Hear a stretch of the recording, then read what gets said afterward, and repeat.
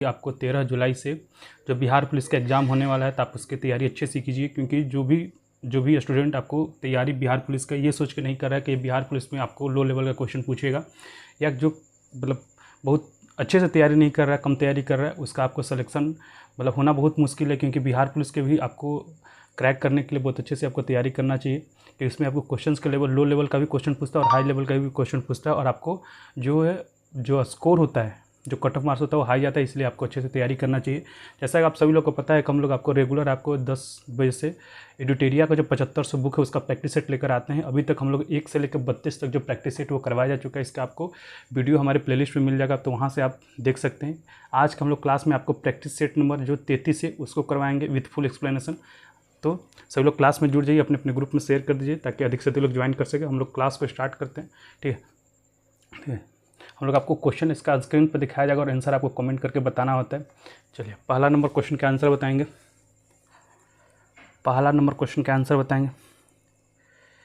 अगर मैं कमेंट लगा लूँ,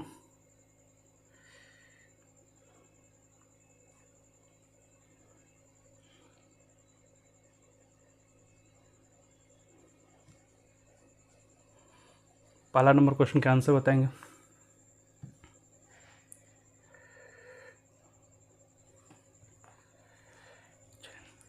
पहला नंबर क्वेश्चन देखिए क्या कह रहा है कि किसकी अध्यक्षता में बौद्ध धर्म 2 भागों में विभाजित हुआ था। ठीक है, आपको बताना है किसकी अध्यक्षता में जो है बौद्ध धर्म 2 भागों में विभाजित हुआ था। तो पहले आपको पता होना चाहिए कि बौद्ध धर्म विभाजित कब हुआ था। तो जो बौद्ध धर्म में आपको चतुर्थ बौद्ध संगति के दौरान आपको विभाजित हुआ था, इस चीज़ को ध्यान रखेंगे। जो बौद्ध धर्म आपको चतुर्थ बौद्ध संगति के दौरान विभाजित हुआ था, और चतुर्थ बौद्ध संगति किसके शासनकाल में हुआ था? जो चतुर्थ बौद्ध संगति आपको कनिष्क के शासनकाल में हुआ था। कब हुआ था? तो आपको 72 ईस्वी में हुआ था। ठीक है, और आपको कहाँ हुआ था? तो यह जो आपको कुंडलवन कश्मीर में, कुंडलवन कश्मीर में आपको चतुर्थ बौद्ध संगति का आयोजन किया गया था। और इसी दौरान आपको जो बौद्ध धर्म में 2 भागों में विभाजित हुआ था। ठीक है, 2 भागों में यह विभाजित हुआ था, और आपको कुंडलवन कश्मीर चतुर्थ बौद्ध संगति हुआ था। इसकी अध्यक्षता किसने किया था? तो जो इसकी अध्यक्षता है वसुमित्र ने किया था। तो क्वेश्चन आपसे यही पूछ रहा है कि बौद्ध धर्म जो है आपको किसकी अध्यक्षता में आपको विभाजित हुआ था? तो वसुमित्र की अध्यक्षता में विभाजित हुआ था। तो पहला का जो ए आंसर बता रहे हैं उनका सही है। और हम लोग बात करें अध्यक्षता की, तो वसुमित्र ने आपको जो चतुर्थ बौद्ध संगति इसकी अध्यक्षता किया था। सभा कामी ने आपको जो दूसरा बौद्ध संगति है जो वैशाली में हुआ था आपको कालाशोक के शासनकाल में, उसके इन्होंने अध्यक्षता किया। तो आपको वह कब हुआ था? तो 383 BC में हुआ था। अगर हम लोग मोगलीपुत्र 30 की बात करें तो ये आपको तृतीय बौद्ध संगति जो अशोक के शासनकाल में हुआ था आपको पाटलिपुत्र में। कब हुआ था? तो अब वो आपको हुआ था 250 BC में हुआ था, और इसकी अध्यक्षता किया था आपको मोगलीपुत्र 30 ने। और आपको महाकश्यप ने आपको जो पहला बौद्ध संगति हुआ था आपको राजगिरी में आपको अजातशत्रु के शासनकाल में, इसकी आपको अध्यक्षता किसने किया? तो महाकश्यप ने किया था। तो इतना सारा पॉइंट इस क्वेश्चन से याद रखेंगे। चलिए, दूसरा नंबर क्वेश्चन क्या करें? किस स्थान से नवपाषाण कालीन गर्त निवासी के अवशेष मिले? आपको बताना है किस स्थान से आपको जो नवपाषाण कालीन गर्त निवासी के अवशेष मिले हैं। तो ये आपको मिला है बुर्ज होम से। ठीक, कहाँ से मिला है? बुर्ज होम से मिला है। ऑप्शन सी आपका सही हो जाएगा।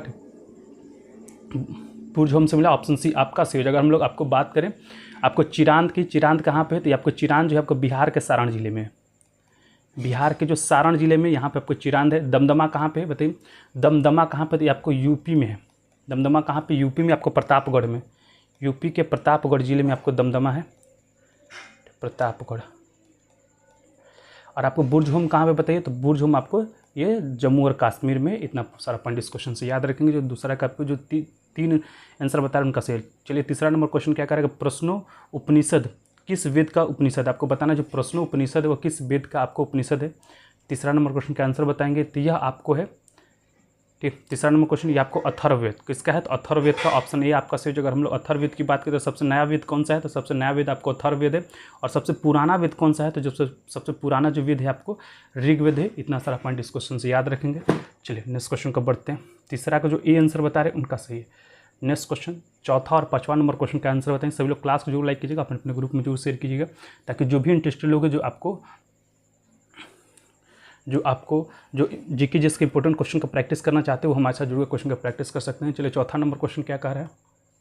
चौथा नंबर क्वेश्चन में क्या कह रहा है कि चोल काल में व्यापारियों की सभा को किस नाम से जाना जाता था? आपको बताना है कि चोल काल में व्यापारियों की सभा को किस नाम से जाना जाता था। तो इसको आपको नगरम के नाम से जाना जाता था। तो चौथा का जो सी आंसर बता रहे हैं उनका से चौथा का जो सी आंसर बता रहे हैं उनका सही है। चलिए 5वां नंबर क्वेश्चन कह रहा है कौन सा पूर्व मध्यकालीन भारतीय साम्राज्य व्यापक स्तर पर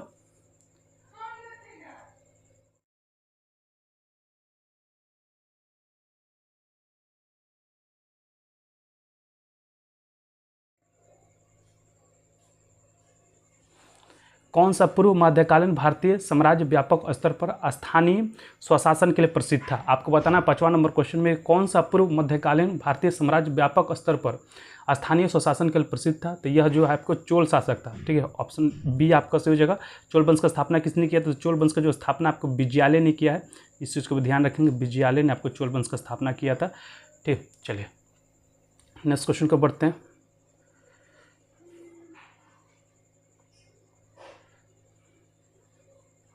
छठवां और सातवां नंबर क्वेश्चन का आंसर बताएंगे और सभी लोग क्लास को जो लाइक कीजिएगा, अपने अपने ग्रुप में जरूर शेयर कीजिएगा। छठवां और सातवां नंबर क्वेश्चन का आंसर बताएंगे। देखिए छठवां नंबर क्वेश्चन में कह रहा है कि मजमून शाह और चिराग अली ने किस विद्रोह को नेतृत्व प्रदान किया था। आपको बताना है कि मजमून शाह और चिराग अली ने किस विद्रोह को नेतृत्व प्रदान किया था छठवां नंबर क्वेश्चन में। तो यह आपको किया था फकीर विद्रोह का। ठीक है, फकीर विद्रोह का इन्होंने नेतृत्व प्रदान किया था। तो छठवां का जो बी आंसर बता रहे हैं उनका सही। और फकीर विद्रोह हुआ क्या था, कब था? तो फकीर विद्रोह हुआ था आपको 1776 से लेकर आपको 1777 के बीच में, आपको 1776-77 के बीच में आपको यह हुआ था। इस चीज़ को ध्यान रखेंगे। अगर हम लोग सन्यासी विद्रोह की बात करें तो सन्यासी विद्रोह आपको कब हुआ था? तो सन्यासी विद्रोह आपको 1770 में हुआ था। ठीक है, कहाँ हुआ था? तो यह बंगाल के क्षेत्र में हुआ था। ठीक है, इस चीज़ को ध्यान रखेंगे, बंगाल के क्षेत्र में हुआ था। इसके बाद आपको पागलपंथी विद्रोह, पागलपंथी विद्रोह कब हुआ था? तो पागलपंथी विद्रोह आपको यह हुआ था 1825 में। कब हुआ था? 1825 में हुआ था। इसके नेता कौन थे? तो करम शाह। इस चीज़ को भी ध्यान रखेंगे कि पागलपंथी विद्रोह आपको 1825 में हुआ था, करम शाह के नेतृत्व में हुआ था। चलिए 7 नंबर क्वेश्चन का आंसर बताएंगे। कह रहा 7 नंबर क्वेश्चन में बक्सर के युद्ध के दौरान बंगाल का नवाब कौन था। आपको बताना 7 नंबर क्वेश्चन के बक्सर के युद्ध के दौरान बंगाल का नवाब कौन था। तो बक्सर के युद्ध के दौरान, अच्छा बक्सर का युद्ध हुआ कब था? तो बक्सर का युद्ध आपको 1764 ईस्वी में हुआ था। किसके किसके बीच में हुआ था? तो ये आपको एक तरफ से अंग्रेज थे, अंग्रेजों का सेना का नेतृत्व किसने किया था? तो अंग्रेजों का जो सेना का नेतृत्व आपको हेक्टर मुनरो ने किया था। किसने किया था? तो अंग्रेजों की सेना का जो नेतृत्व आपको हेक्टर मुनरो ने किया था। और उसके साथ ही साथ आपको दूसरी तरफ से आपको 3 सेना थी। एक आपको अवध की सेना थी। अवध का नवाब कौन था? तो अवध का नवाब आपको सुजाउदौला था, सुजाउदौला। ठीक है, अवध का नवाब को सुजाउदौला था। ठीक है, इसके बाद दूसरी जो सेना थी आपको बंगाल की थी। बंगाल का नवाब उस समय कौन था? तो बंगाल का नवाब था आपको, ठीक है, पता है बंगाल का नवाब कौन था? बंगाल का नवाब आपको मीर कासिम, मीर कासिम। ठीक है, बंगाल का नवाब किस। और तीसरा जो आपको जो सेना थी, ठीक, तीसरा जो सेना थी आपको मुगल शासक था, मुगल शासक आपको शाह आलम द्वितीय। ठीक है, मुगल शासन कौन था? तो शाह आलम द्वितीय था।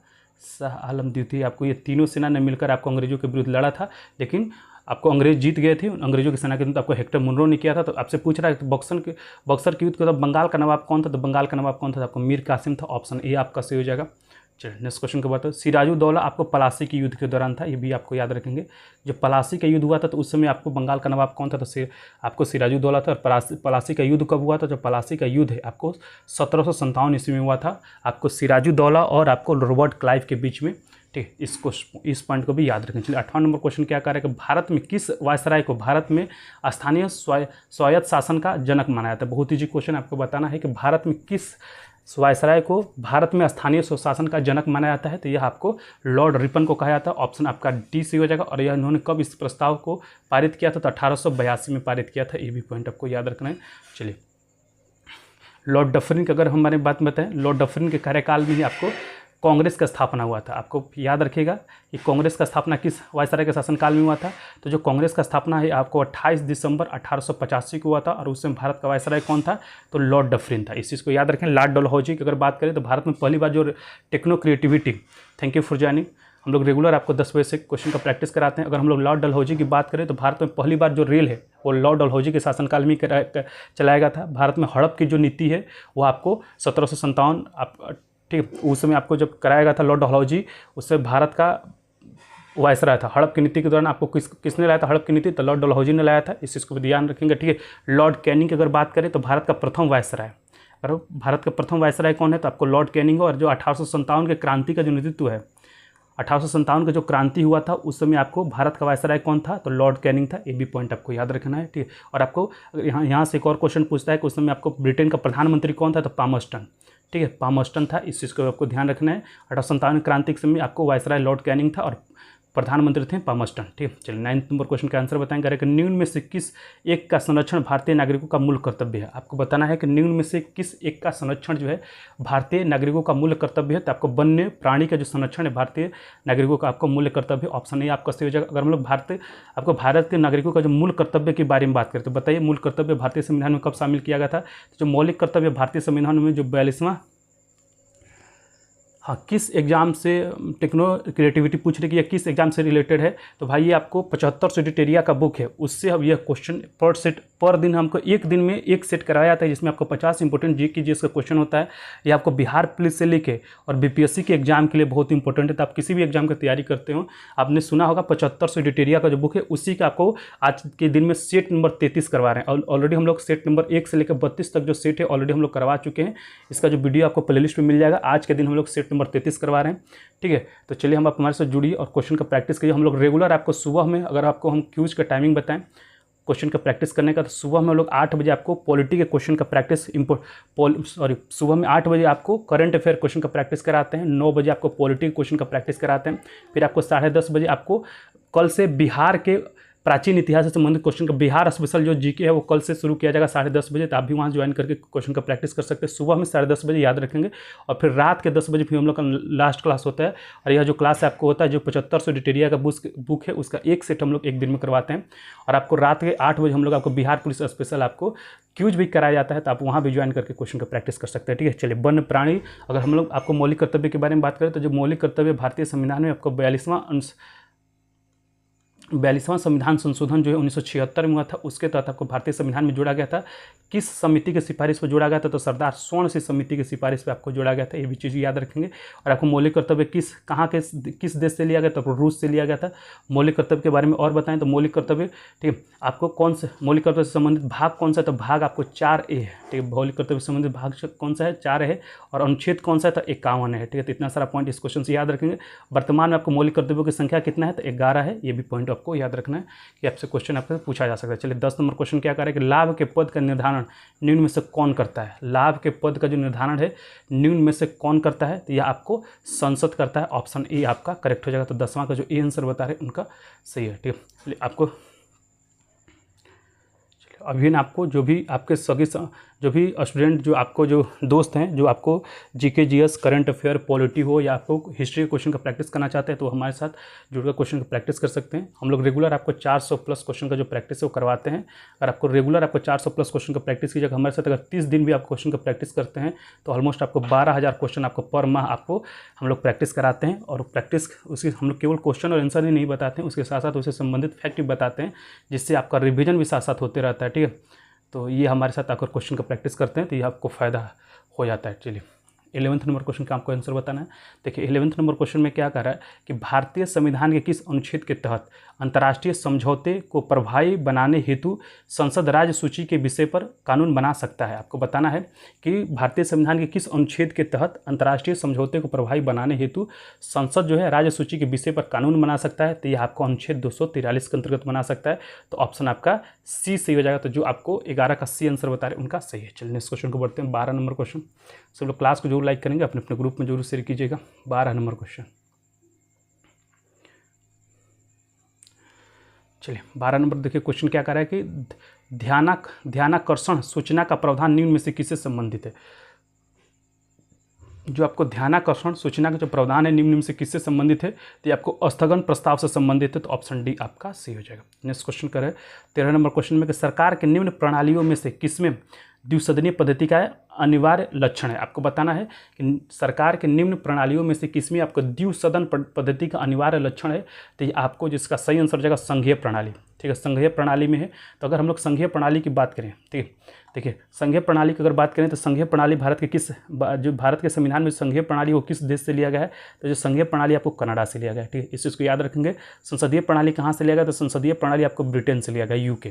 ठीक है, आपको एकात्मक प्रणाली की अगर बात करते हैं तो एकात्मक प्रणाली भारतीय संविधान में कहाँ से लिया गया है, तो जो एकात्मक प्रणाली है, ठीक है, ये आपको लिया गया है ब्रिटेन से। ठीक है, यूके से लिया गया है। और आपको राष्ट्रपति प्रणाली, ठीक है, राष्ट्रपति प्रणाली कहाँ से लिया गया बताइए। राष्ट्रपति प्रणाली, राष्ट्रपति पर महाभियोग है और आपको यह कहाँ से लिया गया है, तो राष्ट्रपति पर महाभियोग की जो प्रक्रिया है वो अमेरिका से लिया गया है। ठीक है, अमेरिका से लिया गया है, इस चीज़ को ध्यान रखेंगे। और आपको राष्ट्रपति के चयन की जो विधि है, राष्ट्रपति के जो चयन का जो विधि है, ये आपको आयरलैंड से लिया गया है। इतना सारा पॉइंट इस क्वेश्चन से याद रखेंगे। और भारत के कितने राज्यों में आपको द्विसदनीय व्यवस्था है, तो भारत में आपको 6 राज्यों में, भारत के 6 राज्यों में आपको द्विसदनीय व्यवस्था है। अगर मैं इसका नाम बताऊं तो पहले आपने अपना राज्य बिहार में है, पहला हो गया, दूसरा आपको उत्तर प्रदेश में है, तीसरा आपको तेलंगाना में, ठीक है, तेलंगाना में भी आपको द्विसदनीय व्यवस्था देखने को मिलता है। चौथा जो है आपको आंध्र प्रदेश में भी आपको द्विसदनीय व्यवस्था देखने को मिलता है। पाँचवां जो है हो गया आपका कर्नाटक में भी आपको द्विसदनीय व्यवस्था देखने को मिलता है। और छठवां जो है आपको राज्य जहाँ पे द्विसदनीय व्यवस्था देखने को मिलता है वो आपको महाराष्ट्र हो गया। तो ये 6 जो आपको बिहार के, अब 6 जो आपको भारत के जो राज्य हैं वहाँ पे आपको द्विसदनीय व्यवस्था देखने को मिलता है। द्विसदनीय व्यवस्था मतलब आपको विधानसभा और विधान परिषद दोनों ही देखने को मिलेगा। ठीक है, चलिए नेक्स्ट क्वेश्चन, 14 नंबर क्वेश्चन का आंसर बताएंगे। देखिए 14 नंबर क्वेश्चन में क्या कह रहा है कि सहकारी समितियों को संवैधानिक अधिकार किस संविधान संशोधन अधिनियम द्वारा दिया गया था। आपको बताना है कि सहकारी समितियों को संवैधानिक अधिकार किस संविधान संशोधन अधिनियम द्वारा दिया गया था। तो ये आपको 97वां संविधान संशोधन 2011 के तहत दिया गया था। तो ऑप्शन ए आपका सही हो जाता है। 14 का जो ए आंसर बता रहे उनका सही है। चलिए 15 नंबर क्वेश्चन क्या कह रहा है, इसका आंसर बताएंगे। 15 नंबर क्वेश्चन का आंसर बताएंगे। सब लोग क्लास जो लाइक करेंगे अपने अपने ग्रुप में जरूर शेयर कीजिएगा। देखिए 15 नंबर क्वेश्चन में कह रहा है कि पंचायतों एवं नगर पालिकाओं के संबंध में भारतीय संविधान में किस वर्ष प्रावधान किया गया था। आपको बताना है कि पंचायतों, सब लोग क्लास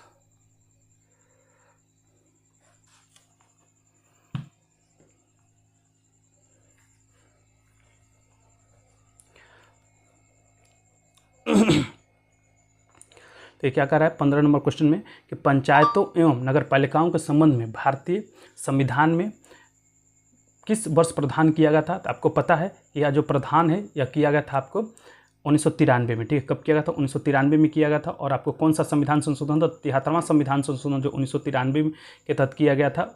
और इसमें आपको कौन सा भाग जोड़ा गया था, भाग 9 है आपको, यह आपको संविधान में जोड़ा गया था। तो ये भी पॉइंट को याद रखेंगे कि 73वां संविधान संशोधन जो आपको 1993 में हुआ था उसके तहत आपको पंचायतों के लिए जो भाग 9 जोड़ा गया था। ठीक है, और आपको नगर पालिका के लिए, अगर हम लोग नगर पालिका के पंचायतों के लिए तो आपको 73वां संविधान संशोधन जो 1993 में होगा। नगर पालिकाओं के लिए कौन सा संशोधन किया गया था, तो नगर पालिका के लिए आपको 74वां जो संविधान संशोधन है यह किया गया था 1993 में है। ठीक, जो आपको पंचायत के लिए 73वां याद रखेंगे, पंचायतों के लिए आपको 73वां संविधान संशोधन किया गया था जो 1993 में था। 74वां संविधान संशोधन आपको नगर पालिका के लिए किया गया था, यह भी आपको 1993 में किया गया था। ठीक है, और इसके तहत आपको भाग 9 ए जोड़ा गया था। ठीक है, इस चीज़ को भी ध्यान रखेंगे। चलिए नेक्स्ट क्वेश्चन को बढ़ेंगे। 15 नंबर क्वेश्चन, तो इस चीज़ को याद रखेंगे जो पंचायतों को जो आपको संवैधानिक दर्जा है 73वां संविधान संशोधन 1993 के तहत मिला था। और आपको नगर पालिकाओं को जो अब संवैधानिक दर्जा है आपको मिला था 74वां संविधान संशोधन 1993 के तहत आपको भाग 4A संविधान में जोड़ा गया था। चलिए 16 नंबर क्वेश्चन का आंसर बताएंगे। करेंगे भारतीय परिषद अधिनियम 1909 द्वारा जो परिवर्तन किए गए उसमें संबंध में सही नहीं है, जो सही नहीं है, जो गलत है उसके बारे में बताना है। 16 नंबर क्वेश्चन का आंसर बताएंगे। तो आपको जब अब विदेशों से संबंधित मामले, देशी राजाओं से संबंध और ऐसे मामले जो न्यायालय में विचाराधीन है, ये संबंध विचाराधीन है, से संबंध में भी सदस्यों को बहस का अधिकार दिया गया है। तो ऑप्शन आपका डी से जगह यह इसका आपको इससे यह संबंधित नहीं है, तो ऑप्शन आपका डी से हो जाएगा। ठीक है, ऑप्शन आपका डी से हो जाएगा। चलिए नेक्स्ट क्वेश्चन को बढ़ते हैं। 17 नंबर क्वेश्चन का आंसर बताएंगे। सभी लोग क्लास जो लाइक कीजिएगा, अपने अपने ग्रुप में जरूर शेयर कीजिएगा। ठीक है, 17 नंबर देखिए क्वेश्चन क्या कर रहा है। चलिए 17 नंबर देखिए क्वेश्चन क्या कर रहा है कि एक तरफ आपको सूची 1 दिया और दूसरी तरफ आपको सूची 2 दिया है। सूची 1 में आपको महाद्वीप दिया है और उस महाद्वीप की सबसे लंबी नदी का आपको मिलान करना। ठीक है, आपको बताना है कि एशिया का सबसे लंबी नदी कौन सी है। तो एशिया की जो सबसे लंबी नदी आपको यांगनी, ठीक है, यांगसी जो नदी है आपको एशिया की सबसे लंबी नदी है। तो आपको ऑप्शन आर हो जाएगा। ठीक है, ए का क्या हो जाएगा, ए का आर। ठीक है, आपको पहला का हो जाएगा are.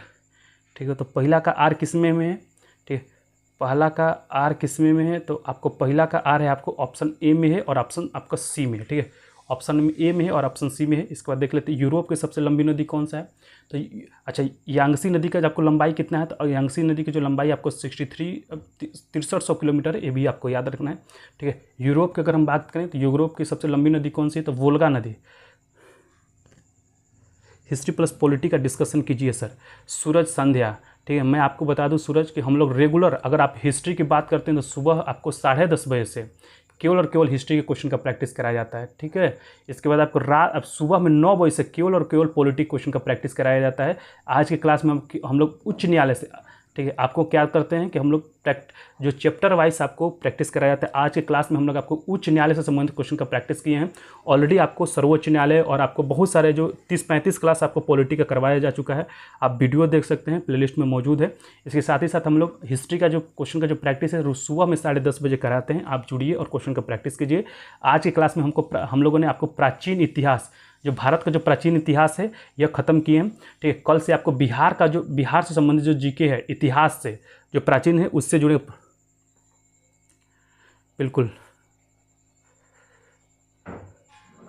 Thank you for joining प्रीति। तो आपको ऑलरेडी हम लोग आधुनिक इतिहास से संबंधित इंपॉर्टेंट क्वेश्चन का जो प्रैक्टिस है वो करवा चुके हैं।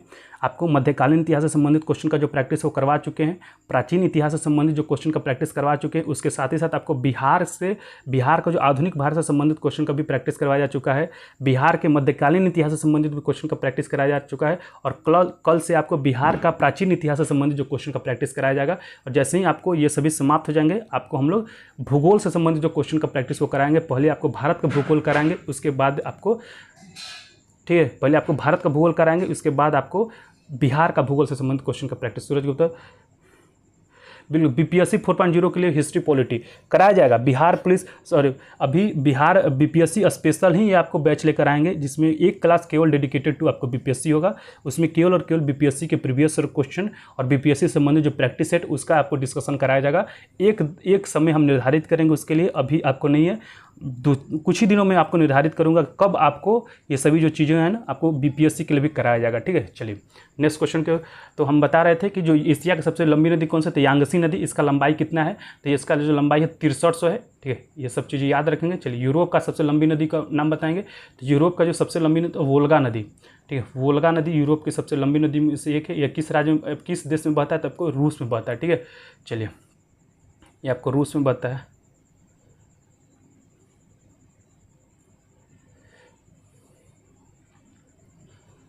यूरोप की सबसे वोल्गा नदी हो जाएगा तो 2 का हो जाएगा 4। ठीक है, और वोल्गा नदी का आपको लंबाई कितना है? तो 3690 किलोमीटर। ठीक है, वोल्गा नदी का लंबाई कितना है? तो 3690 किलोमीटर। तो आपको 2 का 4 किस्में में, ठीक है, आर आपको एस का 2 किस्में हैं, तो ऑप्शन ए आपका सही हो जाएगा। ठीक, क्योंकि आप देख सकते हैं साइंस का कब होगा। ठीक है, साइंस का भी प्लान कर रहे हैं प्रीति, क्योंकि आपको मेरे पास टाइम नहीं, आपको पता है, क्योंकि ये सब आपको क्वेश्चन कराने के साथ ही साथ आपको मुझे 10 घंटा का ऑफिस भी डेली करना पड़ता है, तो उसके साथ मुझे टाइम नहीं मिल पाता। अगर ऑफिस नहीं होता मैडम तो मैं आपको सभी क्लास, आपको सभी सब्जेक्ट से संबंधित जो है प्रैक्टिस सेट साथ ही कराता, लेकिन टाइम नहीं है। जैसे कोई एक ख़त्म होगा फिर आपको साइंस शुरू किया जाएगा, लेकिन साइंस भी आपको डेफिनेटली कराया जाएगा, इसका जरूर। हिस्ट्री का वीडियो प्लेलिस्ट में क्या लिख रहे हैं? मिल जाएगा, बिल्कुल बिल्कुल मिल जाएगा। ठीक है, बिल्कुल मिल जाएगा, आप वहाँ से देख सकते हैं। इवन आपको लूसेंट से भी हिस्ट्री हम लोग कराए हैं, तो आप आपको भी कर सकते हैं। तो लूसेंट जरूर आप फॉलो कीजिए। किसी भी आप एग्जाम की तैयारी कर रहे हो, मैं बार बार बोलता हूँ, लूसेंट को बुक को पढ़िए और लूसेंट ऑब्जेक्टिव के क्वेश्चन का प्रैक्टिस जरूर कीजिए, क्योंकि वहाँ पर संपूर्ण जानकारी आपको दिया गया है। प्रैक्टिस सेट लगाइए, जो भी प्रैक्टिस सेट आपको लगाना है बहुत अच्छी बात है, आप लगाइए, लेकिन लूसेंट का जो बुक है वो आपको जरूर पढ़िए, कि उसमें आपको कंप्लीट जो आपको बिहार पुलिस से संबंधित भी क्वेश्चन दिए हैं और आपको जो बीपीएससी और यूपीएससी से संबंधित भी क्वेश्चन उसमें शामिल किए गए हैं। तो उस बुक को और उसके क्वेश्चन का प्रैक्टिस जरूर करें। ठीक है, हम लोग उससे संबंधित भी 9 बजे रेगुलर आपको सुबह में क्वेश्चन का प्रैक्टिस कराया जाता है। ठीक है, चलिए, तो आपको यूरोप हो गया। फिर ऑस्ट्रेलिया महाद्वीप का सबसे लंबी नदी कौन सा बताइए? ऑस्ट्रेलिया महाद्वीप का जो सबसे लंबी नदी को मर्रे नदी। ठीक है, कौन सी नदी? मर्रे नदी है, और इसका लंबाई कितना? तो 2508 किलोमीटर। ठीक है, आपको उत्तरी अमेरिका का सबसे लंबी नदी कौन है? तो मिसौरी नदी।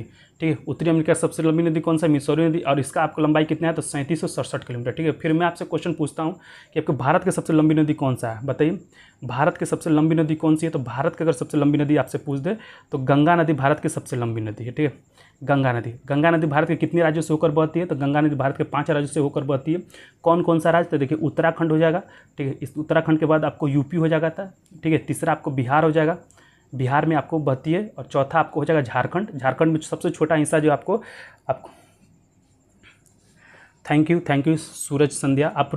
आप बिलीव कीजिए कि हम लोग यहाँ पे आपको क्वेश्चन आंसर के साथ साथ, जो मेरी सिस्टर हैं वो आपको दरोगा एसआई हैं, उन्हीं के नाम से चैनल है एसआई सीखा सिंह, वो आपको बीपीएससी की खुद वो तैयारी कर रही है, मैं भी आपको बीपीएससी की तैयारी कर रहा हूँ, तो उससे संबंधित हम लोग आपको जो है प्रैक्टिस आप करवाते हैं, उसके साथ ही साथ हम लोग अच्छे से रूप से सजेशन भी दिया जाता है तो आपको क्या क्या करना चाहिए, कैसे कैसे पढ़ना चाहिए ताकि आपको एग्जाम क्वालिफाई कर सके। ठीक है, चलिए मैं बता रहा था कि भारत के कितने राज्यों से होकर गंगा नदी बहती है, तो भारत के 5 राज्यों से होकर गंगा नदी बहती है। आपको उत्तराखंड हो गया, उत्तर प्रदेश हो गया, बिहार हो गया, चौथा होगा आपको झारखंड। ठीक है, झारखंड में बहता है, और 5वां हो जाएगा आपको वेस्ट बंगाल में होकर बहती है। अगर हम लोग बिहार की बात करें, बिहार में आपको बिहार की सबसे लंबी नदी कौन सी है बताइए?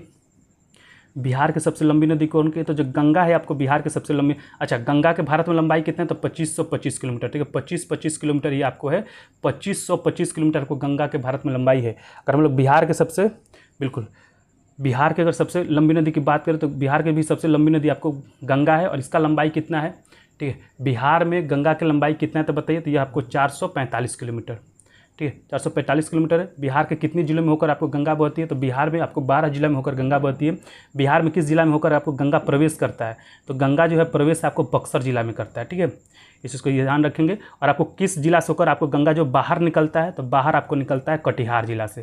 ठीक है, कटिहार जिला से होकर जो गंगा है वो आपको बिहार से बाहर निकल जाती है, आपको झारखंड में प्रवेश कर जाती है, बाहर निकलता है कटिहार से। अगर हम लोग बात करें, ठीक है, इसके साथ साथ अगर हम लोग एक और चीज़ बताएं आपको कि गंगा बिहार में किस जिला में सबसे अधिक आपको बहता है? तो आपको जो गंगा है पटना जिला में सबसे अधिक आपको उसकी लंबाई और कितना है? तो 99 किलोमीटर है। ये भी चीज़ को ध्यान रखेंगे। चलिए, इतना सारा पॉइंट इस क्वेश्चन से याद रखेंगे तो 17 का जो आपको ए आंसर बता रहे हैं उनका सही है। नेक्स्ट क्वेश्चन, ठीक, 18 नंबर क्वेश्चन का आंसर बताएंगे। 18 नंबर क्वेश्चन करेगा 12 ला दर्रा निम्नलिखित में से किन 2 राज्यों और केंद्र शासित प्रदेशों को जोड़ता है? आपको बताना है कि 12 ला दर्रा निम्नलिखित में से किन 2 राज्यों और केंद्र शासित प्रदेशों को जोड़ता है? तो आपको हिमाचल प्रदेश और आपको लद्दाख को जोड़ता है। ऑप्शन आपका ए सही हो जाएगा। तो जो 18 का जो ए आंसर बता रहे हैं उनका सही है। चलिए नेक्स्ट क्वेश्चन को बढ़ते हैं। 19 और 20 नंबर क्वेश्चन का आंसर बताएंगे। ठीक है, 19 और 20 नंबर क्वेश्चन का आंसर बताएंगे। करें 19 नंबर क्वेश्चन में कि निम्नलिखित देशों में से किनकी सीमाएं बाल्टिक सागर को स्पर्श करती है? आपको बताना है कि निम्नलिखित देशों में से किनकी जो सीमाएं हैं आपको बाल्टिक सागर को स्पर्श करती है। तो आपको जो, ठीक है, ये आपको एस्टोनिया का करता है, लुथानिया का करता है, और आपको रूस के आपको सीमा करता है। चेक गणराज्य का जो सीमा है आपको बाल्टिक सागर को टच नहीं करता है। तो ऑप्शन आपका सी से हो जाएगा 1, 2, 3। ठीक है, चलिए 19 का जो सी आंसर बता रहे हैं उनका सही। 20 नंबर क्वेश्चन क्या करेगा? निम्नलिखित में से कौन अध्यारोपित नदी का उदाहरण है? आपको बताना है निम्नलिखित में से कौन जो है आपको अध्यारोपित नदी का उदाहरण है। जो आपको चंबल नदी, ये आपको अध्यारोपित नदी का उदाहरण है। तो ऑप्शन आपका ए से हो जाएगा। तो 20 का जो ए आंसर बता रहे हैं उनका सही है। नेक्स्ट क्वेश्चन को बढ़ते हैं। चलिए 21 नंबर क्वेश्चन और 22 नंबर क्वेश्चन के आंसर बताएंगे। देखिए 21 नंबर क्वेश्चन में क्या कह रहा है कि काश्मीर घाटी किन 2 पर्वत श्रेणियों के मध्य स्थित है? जो काश्मीर घाटी है किन 2 पर्वत श्रेणियों के मध्य में स्थित है? ठीक है, चलिए 21 नंबर क्वेश्चन का आंसर बताएंगे। तो ये आपको बृहत हिमालय और पीर पंजाल के पर्वत श्रेणियों के बीच में स्थित है। तो 21 का जो ए आंसर बता रहे हैं उनका सही है। चलिए 22 नंबर क्वेश्चन क्या कह रहा है कि हिमालय के सबसे बाहरी श्रृंखला को क्या कहा जाता है? आपको हिमालय के सबसे बाहरी श्रृंखला को क्या कहा है? तो शिवालिक के नाम से जाना था। ऑप्शन ए आपका सही हो जाएगा। तो 22 का जो ए आंसर बता रहे हैं उनका सही है। नेक्स्ट क्वेश्चन को बढ़ते हैं। 23 नंबर क्वेश्चन का आंसर बताएंगे। चलिए एक तरफ आपको 23 नंबर क्वेश्चन में कह रहा है कि एक तरफ आपको सूची 1 में कोयला खनन क्षेत्र दिया हुआ है। सूची 1 में आपको कोयला खनन क्षेत्र दिया है, सूची 2 में आपको राज्य दिया हुआ है। तो आपको बताना है कौन सा कोयला खनन क्षेत्र किस राज्य में स्थित है। ठीक है, कौन सा जो कोयला खनन क्षेत्र किस राज्य में स्थित है? आपको सिंगरेनी की बात कर रहा है। तो सिंगरेनी जो है आपको तेलंगाना में स्थित है। ठीक है, तो ए का हो जाएगा 3। ए का देखिए 3 किस में है? तो आप अगर ऑप्शन देखेंगे तो केवल ए का 3 आपको ए में है। तो ऑप्शन ए आपका सही हो जाएगा। लेकिन आप देख लेते हैं ईब नदी घाटी। ईब नदी घाटी किस, ठीक, ईब नदी घाटी कहाँ पे किस राज्य में स्थित है? तो ईब नदी घाटी आपको उड़ीसा में स्थित है। ईब नदी जो घाटी है आपको उड़ीसा में स्थित है। ठीक है, इस चीज़ को ध्यान रखेंगे। तो आपको बी का हो जाएगा 4। ठीक है, बी का हो जाएगा 4। फिर आपको कर्णपुरा किस राज्य में स्थित है? तो कर्णपुरा आपको झारखंड में स्थित है। तो आपको सी का हो जाएगा। तो कंपाटी किस राज्य में स्थित है? तो कंपाटी आपको महाराष्ट्र में स्थित है। तो आपको डी का हो जाएगा ए। चलिए तो 23 का जो ए आंसर बता रहे हैं उनका सही। एक बार सभी लोग क्लास जरूर लाइक करेंगे, अपने अपने ग्रुप में जरूर शेयर कीजिएगा। चलिए 23, 24, 25 और 26 नंबर क्वेश्चन का आंसर बताएंगे। ठीक है, 24 नंबर क्वेश्चन क्या करेगा? टुड्रा वनस्पति किन क्षेत्रों में पाई जाती है? आपको बताना है कि टुड्रा वनस्पति किन क्षेत्रों में पाई जाती है। तो आपको हिमालय क्षेत्र में पाया जाता है। ऑप्शन बी आपका करेक्ट हो जाएगा। ठीक, नेक्स्ट क्वेश्चन को बढ़ते हैं। 25 नंबर क्वेश्चन क्या कर रहा है कि समय का ज्ञान प्राप्त करने के लिए किस रेखा की मदद ली जाती है? आपको बताना है कि समय के ज्ञान प्राप्त करने के लिए आपको किस रेखा की आपको मदद ली जाती है। 25 नंबर क्वेश्चन में तो आपको देशांतर रेखा के आपको मदद ली जाती है। ऑप्शन बी आपका सही हो जाएगा। ठीक है, अगर हम लोग देशांतर रेखा की बात करें, देशांतर रेखा की अगर हम लोग बात करते हैं तो ये भारत में 5 राज्यों से होकर गुजरती है, ठीक है। भारतीय मानक समय रेखा अगर आपको बात करते हैं कि देशांतर रेखा की बात करते हैं तो ये आपको भारत में 5 राज्यों से होकर गुजरती है। पहला कौन सा राज्य है, तो पहला आपको राज्य हो जाएगा यूपी। दूसरा कौन सा जाएगा, तो दूसरा आपको हो जाएगा एमपी, ठीक है। तीसरा कौन है, तो तीसरा आपको हो जाएगा, आपको यूपी होगा, एमपी होगा, फिर आपको छत्तीसगढ़, ठीक है, छत्तीसगढ़ से होकर गुजरता है। चौथा जो है, चौथा आपको ये आपको, ठीक है, आपको यूपी हो गया, मध्य प्रदेश हो गया, छत्तीसगढ़ हो गया, फिर आपको उड़ीसा से होकर गुजरेगा और ये आपको आंध्र प्रदेश से होकर गुजरता है। तो ये 5 जो राज्य है उससे आपको भारतीय मानक समय रेखा जो है होकर गुजरती है। और हम लोग कर्क रेखा की बात करें तो भारत में आपको जो कर्क रेखा 8 राज्यों से होकर गुजरता है। तो उन 8 राज्यों का अगर नाम बताएं आपको, तो पहला हो जाएगा गुजरात। तो ये कर्क रेखा जो आपको भारत में 8 राज्यों से होकर गुजरता है, पहला गुजरात हो गया। दूसरा हो गया आपको राजस्थान, तीसरा हो गया आपको एमपी, चौथा हो गया आपको झारखंड, ठीक। पाँचवा हो गया आपको वेस्ट बंगाल, ठीक, पाँचवा वेस्ट बंगाल का। छठवां आपको गुजरात हो गया, राजस्थान हो गया, एमपी, झारखंड, छत्तीसगढ़, ठीक है। छठवां आपको छत्तीसगढ़ हो गया। सातवां आपको हो गया मिजोरम, ठीक है। त्रिपुरा और मिजोरम होता है सातवां और आठवां। त्रिपुरा लिखिए यहाँ पे, और आठवां आपको हो जाएगा मिजोरम, ठीक है। ये 8 राज्यों से होकर आपको कर्क रेखा भारत में गुजरता है। तो ये जो 8 राज्यों का आपको ध्यान में रखना है। चलिए 26 नंबर क्वेश्चन क्या कर रहा है, स्टडी मूड का लाडला। Thank you for joining. आप हमारे साथ रेगुलर जुड़ कर क्वेश्चन का प्रैक्टिस कर सकते हैं, ठीक है। चलिए पृथ्वी, हम लोग रेगुलर, यह जो क्लास है वो रेगुलर होता है, ठीक है। पर डे आपको यह क्लास कराया जाता है रात के 10 बजे। पृथ्वी परिभ्रमण करती हुई प्रति मिनट लगभग कितना दूरी तय करती है, आपको बताना है कि पृथ्वी आपको परिभ्रमण जो करती है प्रति मिनट कितना दूरी तय करती है। तो आपको 28 किलोमीटर आपको प्रति मिनट दूरी तय करता है। तो आपको 26 का जो ए आंसर बता रहे हैं उनका सही है। आपको बताना है कि पृथ्वी अपनी धुरी पर एक चक्कर लगाने में कितना समय पूरा करता है, तो आपको 24 घंटे में लगाता है। तो उसको देखते हुए आपको प्रति मिनट जो है आपको, मित्र पर गमछा झार, ठीक, तो आपको जो है उसी को देखते हुए आपको 1 मिनट में आपको प्रति मिनट कितनी दूरी तय करता है, तो आपको 28 किलोमीटर की आपको दूरी है आपको पृथ्वी तय करता है। चलिए नेक्स्ट क्वेश्चन को बढ़ते हैं। 27 नंबर क्वेश्चन का आंसर बताएंगे। सब लोग क्लास को जरूर लाइक कीजिएगा। 27 नंबर क्वेश्चन में कह रहा है कि the little boy of encouragement पुस्तक के लेखक कौन है। आपको बताना है कि द लिटिल बॉय, बॉय ने book, the little book of encouragement पुस्तक के लेखक कौन है, तो आपको दलाई लामा है। ऑप्शन आपका ए सही हो जाएगा, ठीक है। 27 का जो ए आंसर बता रहे हैं उनका सही है। The little book of encouragement पुस्तक के जो लेखक है आपको दलाई लामा है। नेक्स्ट क्वेश्चन को बढ़ते हैं। चलिए 28 और 29 नंबर क्वेश्चन का आंसर बताएंगे। सभी लोग क्लास को जो लाइक करेंगे। 28 नंबर क्वेश्चन का है कि निम्न में कौन जीव निम्नलिखित प्रदूषक का उदाहरण नहीं है। आपको बताना है कि निम्न में से जो कौन जैव निम्नलिखित प्रदूषक का आपको उदाहरण नहीं है, तो आपको प्लास्टिक नहीं है। ऑप्शन बी आपका करेक्ट हो जाएगा, ठीक है। ऑप्शन बी आपका करेक्ट हो जाएगा।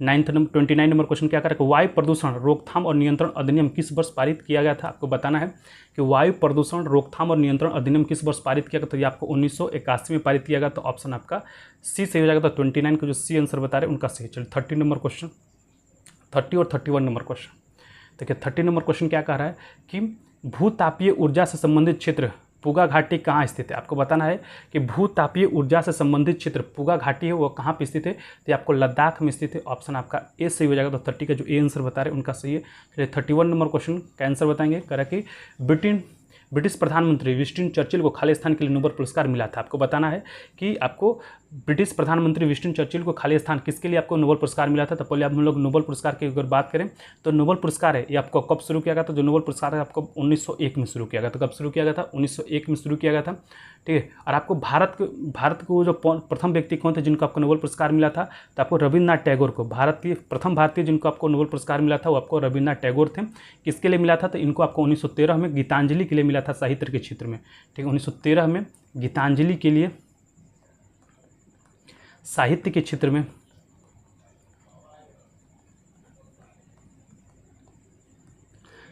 रविन्द्रनाथ टैगोर को आपको नोबेल पुरस्कार पहली बार प्रथम भारतीय थे जिनको मिला था, ठीक है। अब ये कह रहा है कि ब्रिटिश प्रधानमंत्री विंस्टन चर्चिल को नोबेल पुरस्कार किस लिए मिला था, तो यह आपको मिला था साहित्य के क्षेत्र के लिए मिला था। तो ऑप्शन आपका सी से हो जाएगा। इस चीज़ को भी आपको ध्यान में रखेंगे, ठीक है। चलिए नेक्स्ट क्वेश्चन। अच्छा, यहाँ पे एक और क्वेश्चन पूछता है कि एशिया का नोबेल पुरस्कार किसे कहा था।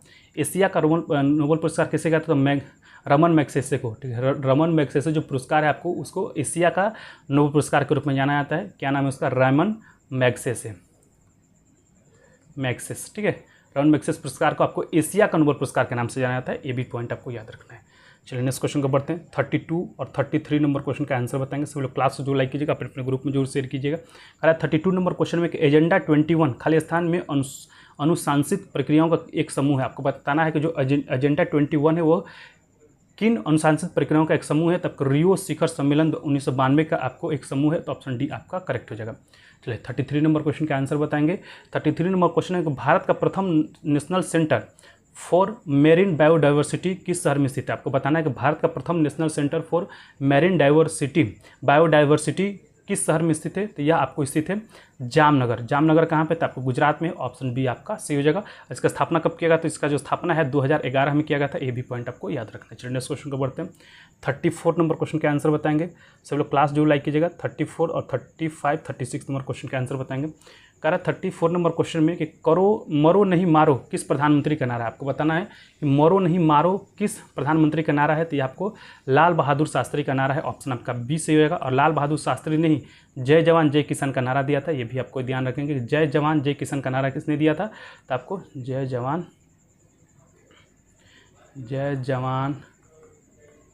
जय किसान का नारा किसने दिया था, तो आपको लाल बहादुर शास्त्री ने दिया था। जय जवान जय किसान जय विज्ञान का नारा किसने दिया था, तो अटल जी ने दिया था। जय किसान जय जवान, पहले जय जवान हो गया, जय किसान और जय विज्ञान का जो नारा है वो किसने दिया था, तो आपको दिया था अटल जी ने, अटल बिहारी वाजपेयी ने दिया था। इस चीज़ को भी आपको ध्यान रखना है। चलिए नेक्स्ट क्वेश्चन को बढ़ते हैं। 35 नंबर क्वेश्चन में क्या कह रहा है कि विपरीत लक्षणों के संकेतक जोड़े को क्या कहा जाता है। आपको बताना है 35 नंबर क्वेश्चन में कि विपरीत लक्षणों के संकेतक जोड़े को क्या कहा जाता है। तो आपको एलील कहा जाता है, ऑप्शन बी आपका करेक्ट हो जाएगा। तो 35 का जो बी आंसर बता रहा है उनका सही। 36 नंबर क्वेश्चन कर रहा है निम्नलिखित में से ग्रीन पीस इंटरनेशनल का मुख्यालय कहाँ पर स्थित है। आपको बताना है कि निम्नलिखित में से ग्रीन पीस इंटरनेशनल का जो मुख्यालय वो कहाँ पर स्थित है और आपको ग्रीन पीस इंटरनेशनल का स्थापना कब किया गया था। तो जो ग्रीन पीस इंटरनेशनल का जो स्थापना है 1971 में किया गया था और कहाँ पर किया गया था, तो एम्स्टर्डम जो नीदरलैंड का राजधानी है यहाँ पर किया गया था। तो ऑप्शन डी आपका सही हो जाएगा। ठीक है, तो 36 का जो डी आंसर बता रहे उनका सही है। चलिए नेक्स्ट क्वेश्चन को बढ़ते हैं। 37 और 38 नंबर क्वेश्चन का आंसर बताएंगे। 37 नंबर क्वेश्चन का आ रहा है कि प्रसिद्ध कविता खूब लड़ी मर्दानी की रचना किसके द्वारा की गई थी। आपको बताना है जो प्रसिद्ध कविता है खूब लड़ी मर्दानी की जो रचना है किसके द्वारा किया गया था। तो यह आपको रचना आपको सुभद्रा कुमारी चौहान के द्वारा किया गया था। तो ऑप्शन डी आपका सही हो जाएगा। चलिए 38 नंबर क्वेश्चन क्या करेगा, निम्न में से कौन विद्युत रोधी नहीं है। निम्न में से कौन आपको विद्युत रोधी नहीं है। तो जो आपको चारकोल है ये आपको विद्युत रोधी नहीं है, आपको एक विद्युत का सुचालक है, कुचालक नहीं है। तो ऑप्शन आपका 38 का जो सी आंसर बता रहे हैं उनका सही। चलिए 39 नंबर क्वेश्चन है। बस ये लोग क्लास जो लाइक करेंगे अपने अपने ग्रुप में जरूर शेयर कीजिए ताकि जो भी इंटरेस्टेड लोग हैं आपको जो आपको इंपॉर्टेंट जीके जो इस क्वेश्चन का प्रैक्टिस करना चाहते हो हमारे साथ जुड़कर क्वेश्चन का प्रैक्टिस कर सकते हैं। हम लोग रेगुलर आपको रात के 10 बजे क्लास कराते हैं, तो आप भी हमारे साथ जुड़कर क्वेश्चन का प्रैक्टिस कर सकते हैं। इस क्लास के साथ साथ हम लोग सुबह में 8 बजे आपको करंट अफेयर के क्वेश्चन का प्रैक्टिस, 9 बजे आपको पॉलिटिक क्वेश्चन का प्रैक्टिस, 10 बजे आपको हिस्ट्री के इंपॉर्टेंट क्वेश्चन का प्रैक्टिस और रात के 10 बजे आपको जीके जैसे क्वेश्चन का प्रैक्टिस हम लोग कराते हैं। उसके साथ ही साथ हम लोग आपको रात में 8 बजे आपको बिहार पुलिस स्पेशल टेलीग्राम पे क्यूज भी चलाया जाता है फ्री में। ठीक है, तो आप वहाँ भी ज्वाइन करके क्वेश्चन का प्रैक्टिस कर सकते हैं। चलिए 39 नंबर क्वेश्चन का आंसर बताएंगे।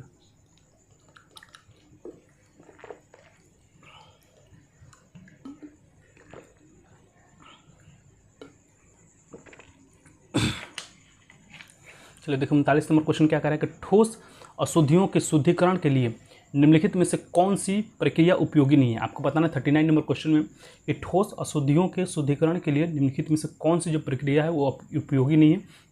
तो जो आसवन की जो प्रक्रिया आपको उपयोगी नहीं है, तो 39 का जो ए आंसर बता रहे हैं उनका सही है। चलिए 40 नंबर क्वेश्चन का आंसर बताएंगे। 40 नंबर क्वेश्चन में कह रहा है कि स्थितिज ऊर्जा के संबंध में निम्न में से कौन सा कथन असत्य है। आपको बताना है कि स्थितिज ऊर्जा के संबंध में निम्न में से कौन सा जो कथन है असत्य है। पहला कह रहा है कि स्थितिज ऊर्जा क्रियाशील ऊर्जा है, ये आपको गलत है। ठीक है, दूसरा कह रहा है कि ऊंचाई के साथ स्थितिज ऊर्जा में परिवर्तन नहीं होता है। ठीक, पहला कह रहा है कि स्थिति सॉरी, पहला स्थितिज ऊर्जा आपको क्रियाशील ऊर्जा होता है। ठीक है, ये आपको सही है, ये सही है। दूसरा कारक ऊंचाई के साथ स्थितिज ऊर्जा में परिवर्तन नहीं होता है, ये भी आपको सही है। स्थितिज ऊर्जा संचित ऊर्जा नहीं है, ये भी आपको सही है। तो सभी असत्य, ये आपको गलत है, सभी सत्य, ऑप्शन डी आपका करेक्ट हो जाएगा। तो 14 का जो डी आंसर बता रहे हैं उनका सही। चलिए 41 नंबर क्वेश्चन का आंसर बताएंगे। सॉरी 41 नंबर देखिए क्वेश्चन क्या कर रहा है कि प्रतिध्वनि सुनाई देती है। ठीक है, प्रतिध्वनि की सुनाई देती है। तो प्रतिध्वनि आपको ध्वनि तरंगों के परिवर्तन के कारण यह सुनाई देता है। तो 41 का जो बी आंसर बता रहे हैं उनका सही है। चलिए नेक्स्ट क्वेश्चन 42 नंबर क्वेश्चन का रहा है कि आयनिक बंध के निर्माण के दौरान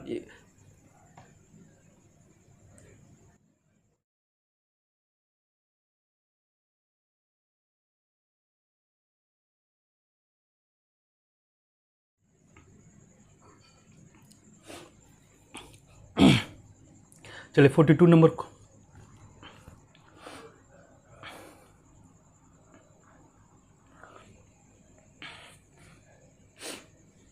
देखिए 42 नंबर क्वेश्चन क्या कह रहा है कि आयनिक बंध के दौरान निर्माण के दौरान एक परमाणु से दूसरे परमाणु में किसके माध्यम से स्थानांतरण होता है बताइए।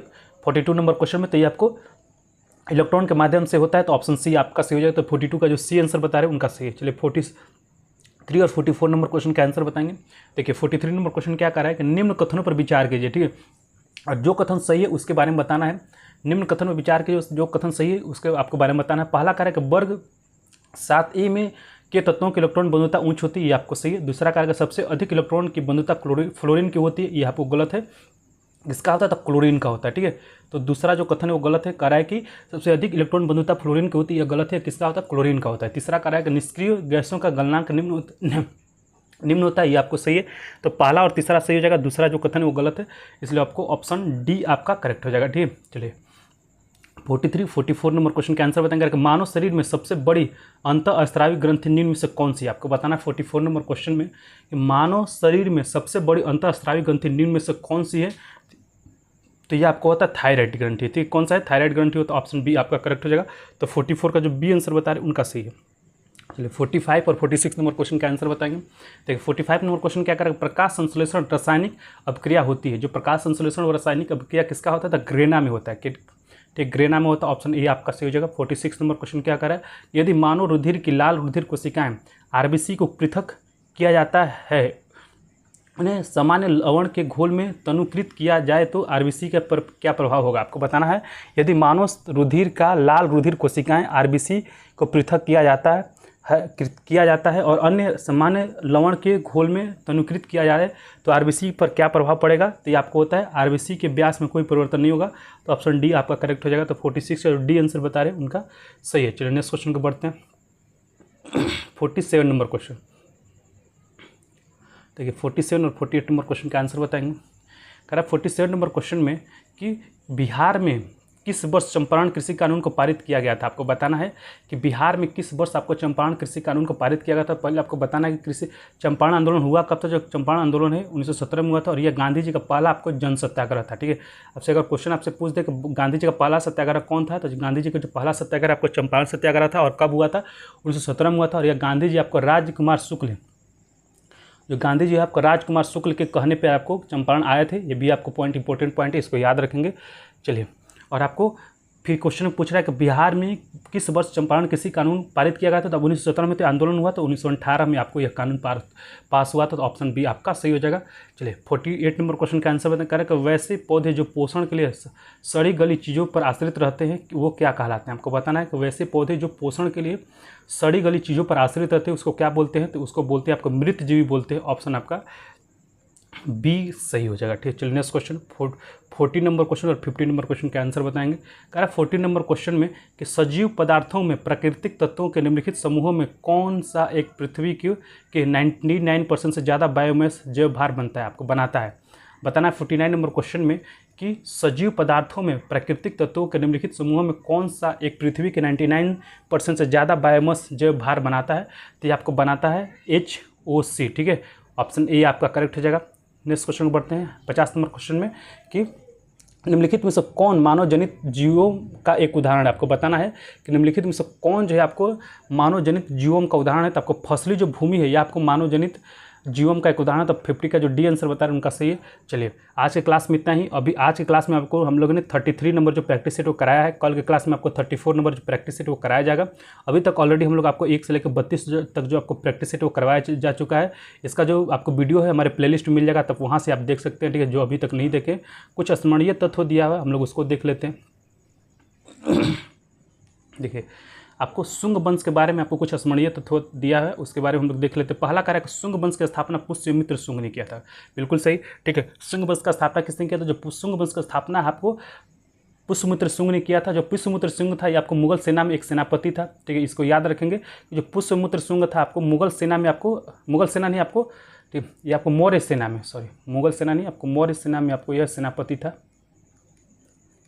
मौर्य सेना में आपको सेनापति था और इन्होंने आपको सेनापति आपको जो मौर्य वंश का जो अंतिम शासक था बृहदत्त, उसी को हराकर इन्होंने शुंग वंश का स्थापना किया था। इस चीज़ को याद रखेंगे। शुंग शासकों की राजधानी विदिशा थी, ये भी ठीक है, याद रखेंगे। शुंग शासकों की राजधानी कहाँ थी? तो विदिशा थी। पुष्यमित्र शुंग ने 2 बार अश्वमेध यज्ञ करवाया था, ये भी आपको सही है। कह रहा है कि पुष्यमित्र शुंग ने कितनी बार आपको अश्वमेध यज्ञ कराया था? 2 बार कराया था। फिर कह रहा है कि महर्षि पतंजलि पुष्यमित्र शुंग के दरबार में रहते थे। आपसे क्वेश्चन पूछ सकता है कि महर्षि पतंजलि के जो संबंध किस शासक से है? तो आपको पुष्यमित्र शुंग से है। आपको यह भी पूछ सकता है महर्षि पतंजलि का संबंध किस वंश से है? तो आपको शुंग वंश से, इस चीज़ को याद रखना है। कह रहा है कि पतंजलि ने पाणिनि के अष्टधाई पर महाभाष्य की रचना की थी, यह भी अब ठीक है याद रखना है। पतंजलि ने पाणिनि के अष्टाध्यायी पर महाभाष्य की रचना की थी। कह रहा भरहुत स्तूप का निर्माण पुष्यमित्र शुंग ने करवाया था। आपसे क्वेश्चन पूछ सकता है जो भरहुत स्तूप है इसका निर्माण किसने कराया था? तो पुष्यमित्र शुंग ने कराया था, इसको याद रखेंगे। फिर कहा शुंग वंश का अंतिम शासक देवभूति था, ये भी याद रखना है। जैसे मैंने बताया कि मौर्य वंश का स्थापना आपको 322 ईस्वी में चंद्रगुप्त मौर्य ने किया था। और आपको मौर्य वंश का अंतिम शासक कौन था? तो पुष्यमित्र आपको बृहदत्त था, ठीक है। फिर इसके बाद शुंग वंश आता है। शुंग वंश का स्थापना किसने किया? तो पुष्यमित्र शुंग ने किया था। और आपको बृहदत्त को हराकर, और आपको शुंग वंश का अंतिम शासक कौन था? तो शुंग वंश का जो अंतिम शासक है आपको देवभूति था। इतना सारा पॉइंट इस क्वेश्चन, इतना सारा पॉइंट आपको याद रखना है, ये इंपॉर्टेंट पॉइंट है, ठीक है। चलिए चेदी वंश के बारे में देख लेते हैं। कह रहा है चेदी राजवंश का उदय हाथी गुफा अभिलेख से प्राप्त होती है, ठीक है। चेदी राजवंश का जो उदय है किस अभिलेख से प्राप्त होता है? तो हाथी गुफा अभिलेख से प्राप्त होता है। इस वंश का सबसे प्रतापी शासक खारवेल था। अगर हम लोग खारवेल की बात करें तो आपको इस वंश का सबसे प्रतापी शासक कौन था? तो खारवेल था। और जो खारवेल है यह आपको, ठीक है, जो खारवेल है यह आपको जैन धर्म का संरक्षक था। इस चीज़ को ध्यान रखेंगे, ठीक है, जैन धर्म का संरक्षक था। चलिए, कह रहा खारवेल जैन धर्म का अनुयायी था। अभी मैंने आपको बताया कि जो खारवेल आपको जैन धर्म का अनुयायी था और ये आपको जैन धर्म का संरक्षक था। खारवेल ने जैन मुनियों के लिए उदयगिरी की पहाड़ी में गुफा का निर्माण करवाया था। तो आपसे क्वेश्चन ये पूछ सकता है कि उदयगिरी की पहाड़ियों में गुफा का निर्माण किस शासक ने करवाया था जैन मुनियों के लिए? तो आपको चेदी वंश का जो शासक था खारवेल ने इसका निर्माण कराया था। तो चलिए आज के क्लास में इतना ही। कल के क्लास में आपको 34 नंबर क्वेश्चन आपको प्रैक्टिस सेट कराया जाएगा।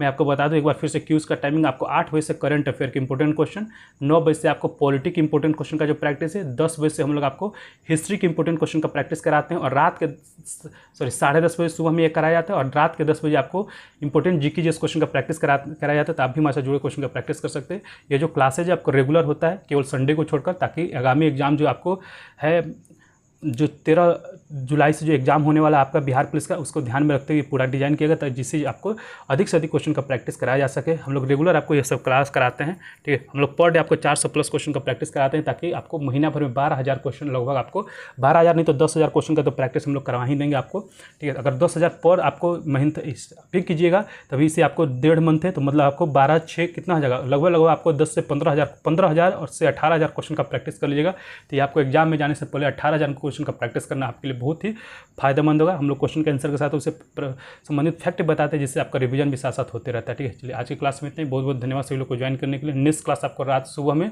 आपको 10 बजे से होगा। अभी हम लोग जो आपको, ठीक है, अभी के क्लास में इसके बाद जो क्लास कराया जाएगा उसमें आपको हिस्ट्री से संबंधित क्वेश्चन का आपको प्रैक्टिस कराया जाएगा, हिस्ट्री के इंपॉर्टेंट क्वेश्चन का। तो आप वहाँ भी ज्वाइन कर क्वेश्चन का प्रैक्टिस कर सकते हैं, ठीक है। बहुत बहुत धन्यवाद सभी लोग को ज्वाइन करने के लिए। जय हिंद।